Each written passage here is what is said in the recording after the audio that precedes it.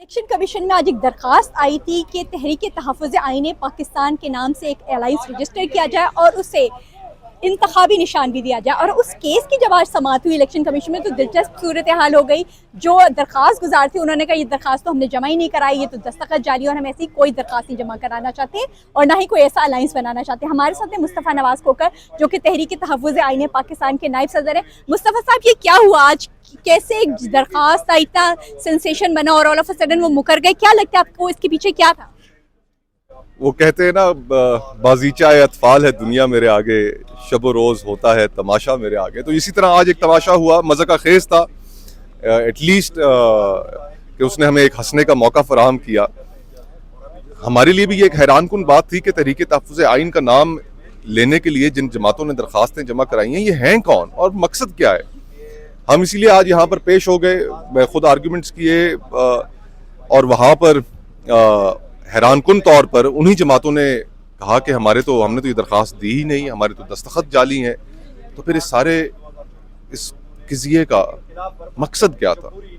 तो हम भी मकसद समझने से कासिर हैं और शायद यही समझ में आ रही है कि एक इरिटेट करना, एंगेज करना, लेकिन ये चाइल्डिश बातें हैं। ऑपोजिशन की सियासत को जो स्पेस है वो बाहर तो और हर सूरत में मौजूद रहनी चाहिए।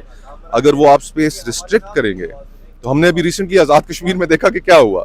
तो ऑपोजिशन का एक रोल है मुल्की मामलात में, तो उसके रोल को रिस्ट्रिक्ट मत कीजिए और उनको इस तरह मज़े का खेज बातों से तंग मत कीजिए। आपको वैसे लगा क्या था? क्योंकि पहले तो वो कह रहे थे हमने दस्तखत नहीं कराया, फिर वो कहते हम दरखास्त वापस ले देते, फिर जो उन्होंने अपनी दरखास्त यहाँ पे इस्तदा अपनी जो जमा कराई है बयान, उसमें भी ये लिख दिया कि हम अपनी दरखास्त वापस ले रहे।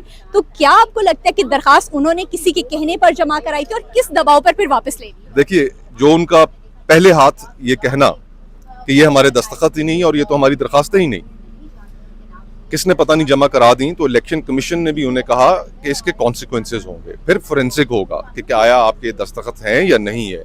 और फोरेंसिक के अंदर ये अगर चीज़ साबित हो जाती है कि ये दस्तखत थे तो फिर आपके खिलाफ क्रिमिनल प्रोसीडिंग्स भी शुरू हो सकती है। तो उस बात से मेरे ख्याल से वो फिर उल्टे पांव जरा वापस भागे और उन्होंने फिर एक रास्ता तलाश किया कि विड्रॉल कर लिया जाए और विड्रॉल के अंदर ये फिर बातें नहीं पूछी जाएंगी, तो उन्होंने फिर विड्रॉल की एप्लीकेशन दायर कर दी। तो आपको आज कैसा लगा? क्योंकि इलेक्शन कमीशन से आप लोग तो काफी खाइफ रहते हैं, आज उसका रवैया आपके साथ कैसा? देखिए, I was very pleasantly surprised. I didn't expect कि इलेक्शन कमीशन का इस तरह का पॉजिटिव एटीट्यूड होगा।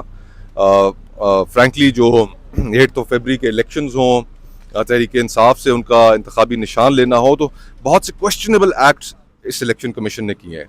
लेकिन I was pleasantly surprised today. हमारी तो इस्तदा और कोशिश तो यही है कि पाकिस्तान का हर शहरी, हर इदारे में मौजूद शख्स आइन और कानून और इंसाफ के मुताबिक फैसला करे।